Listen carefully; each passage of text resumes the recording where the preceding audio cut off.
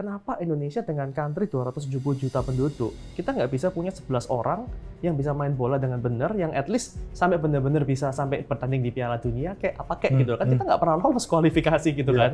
Asian Games-nya diambil sama orang lain karena masalah sponsorship gitu.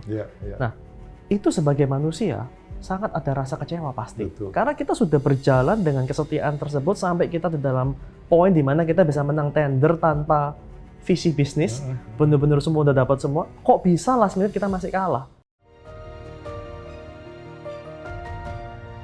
Ada satu lagi yang menarik, Mia, apa, yang Pak? kita harus bicarakan juga, yaitu mengenai integrity. Lockheed pernah menang tender untuk Asian Games, menghandle semuanya. Gitu. Kemudian dalam perjalanan, kalau ceritanya Edi, ya dia ditelikung istilahnya. Nah, kita coba dengerin ya obrolan saya sama dia seperti apa. Sempat waktu itu datang ke acara sepak bola, diajak sama temen nonton sepak bola, Persela Lamongan. Di Lamongan. Waktu kita nonton di Lamongan itu, kita melihat stadium yang isinya 20.000 kapasitas, ternyata tiket salesnya hanya tercatat 5.000. Artinya 15.000 tiket itu dikorupsi. Sebetulnya nggak tercatat di mana-mana, tapi stadiumnya penuh. Oh, nah, tapi kok bisa? Yang resminya yang masuk hanya penjualannya, 5.000. laporannya penjualannya 5.000, tapi kenapa bisa stadionnya penuh? penuh? Yang 15.000-nya gitu ya. Nah, itu tiba-tiba itu dapat aha moment. Aha moment itu kayak, kenapa Indonesia dengan country 270 juta penduduk, kita nggak bisa punya 11 orang yang bisa main bola dengan benar, yang at least sampai benar-benar bisa sampai bertanding di Piala Dunia kayak gitu kan. Kita nggak pernah lolos kualifikasi gitu kan. Kenapa gitu kan? Nah, sore hari itu menjawab pertanyaan aku sebetulnya.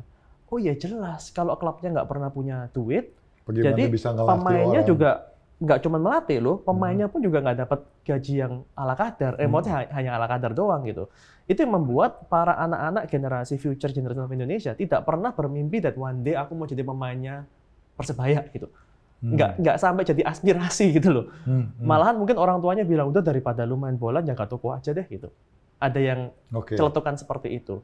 Nah, kalau kita bisa membuat ini diberesin dari sisi awalnya, korupsinya dibenerin, mafianya di bola dibenerin, itu akan membuat banyak impact. Dan waktu kita menyelidikin, ternyata problemnya cukup simpel kok. Gimana caranya kita bisa membuat tiketingnya tuh aman. Nggak ada tiket palsu, nggak ada tiket yang terduplikat, pembeliannya resmi. Itu kan simpel, pakai teknologi semua bisa.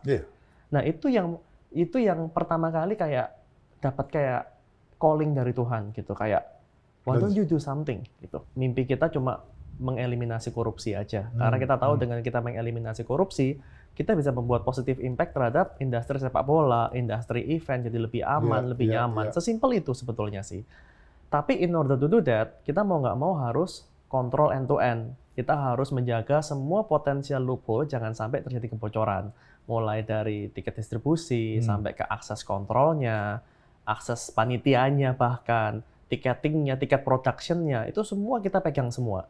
Sampai ke dalam distribution item makanan minuman di dalam venue pun kita juga pegang.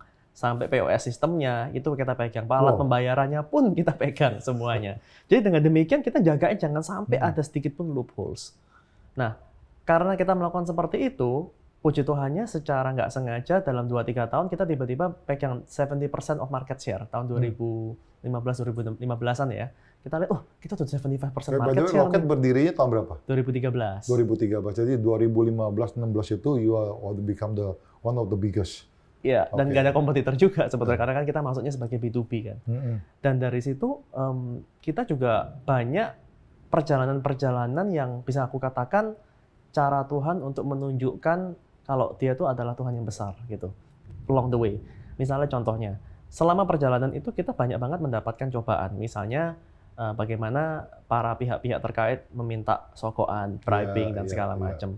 Di mana itu salah satu core value yang kita pegang di Lockheed itu adalah integrity. Artinya kita nggak bisa tuh ngasih, kita bahkan entertainment budget aja zero. Nggak ada, memang kita nggak alokasi apa-apa buat itu. Jadi cara gimana tuh waktu berhadapan seperti dengan itu? Hanya benar-benar berdoa doang, nggak ada jalan lain. Misalnya contohnya waktu itu kita untuk Asian Games. Asian Games ini amazing story. patch-nya untuk mendapatkan menang tender itu nggak gampang gitu. Banyak yang macam-macam lah, yang ajaib-ajaib gitu. Which is kita semua tolak semua. Cuman waktu habis kita selesai menang tanpa mengeluarkan entertainment budget sama sekali, itu tiba-tiba 3 bulan sebelum Asian Games, tiba-tiba kita ditelikung aja begitu aja. Udah nggak dapet Asian Games-nya diambil sama orang lain karena masalah sponsorship gitu. Nah, itu sebagai manusia sangat ada rasa kecewa pasti. Betul. Karena kita sudah berjalan dengan kesetiaan tersebut sampai kita di dalam poin di mana kita bisa menang tender tanpa visi bisnis, benar-benar semua udah dapat semua. Kok bisa last minute kita masih kalah? Masa Tuhan kita kalah sih gitu. Tapi ada rasa seperti itu gitu, sebagai manusia. Nah, sampai terjadinya itu, kita bilang ya udah sama tim, udahlah, yang penting kita trying our best lah, nggak apa-apa gitu. Sampai ternyata kita semua tahu waktu itu ticketing sistemnya ternyata yang dipakai rada hancur gitu, ada chaos lah. Entah ada duplikat tiket lah, sampai pada saat itu mungkin tiket yang mestinya sold out tapi ternyata stadiumnya kosong lah. Ada banyak yang akhirnya disorot internasional juga. Yang pada akhirnya semua para pengurus Asian Games-nya mulai panik nih. Akhirnya long story short di hari ketiga, hari keempat kita take over. Nah, waktu kita take over tiba-tiba langsung semuanya smooth. It's actually the largest event di Indonesia ya. Benar-benar dengan ada 500.000 orang per hari, 9 venue di Indonesia, benar-benar logistiknya tuh is a very nightmare sebetulnya. Tapi ya memang puji Tuhan banget, tim kita memang udah siap gitu. Jadi begitu kita take over semuanya smooth. Dan dari situ apa yang kita bisa pelajarin?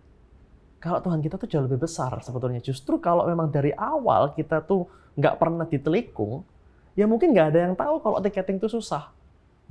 Begitu kita di take over, akhirnya kita masuk lagi. Kita masuk lagi itu sebagai national hero loh. Itu nggak main-main. Itu gara-gara itu sampai muka aku tuh muncul di Forbes, cover Forbes majalah, gitu. Dan itu benar-benar all God gitu. Bagaimana Tuhan bisa dengan in style ditelikung dulu, terus tiba-tiba masuk lagi dan muncul sebagai the real hero gitu loh. Dan itu benar-benar salah satu yang benar-benar membuat kita nanti balik obedient. Di saat kita tiba-tiba kita udah berdoa dan kita nggak mendapatkan apa yang kita mau, reaksi kita sebagai manusia adalah kecewa. Padahal enggak, Tuhan belum selesai. Tuhan actually punya rencana a bigger plan than our human brain can think of. Nggak bisa. Kita nggak bisa comprehend gitu. Dan ternyata masuknya itu wah install banget gitu kan. Terus ngomong-ngomong kalau kita bicara mengenai loket gitu ya, event-event apa lagi yang internasional yang Ibu pernah bantu juga? Kalau yang sekarang kan terlibat di Justin Bieber kan terlibat. Betul. Yang baru itu apa? Westlife ini juga terlibat gitu. Tapi itu kan yang akan datang nih. Sebelumnya ada event-event lagi yang bisa dikatakan hampir semua lah ya. Hampir semua. Hampir semua luar sih. Biasa. Hampir semua event di Indonesia sih. Kayak kita sekarang di Gojek aja nih. Kita total di Gojek Tokopedia ada berapa ribu employees ya. None of us di Gojek leadership tuh punya pengalaman managing this many people loh.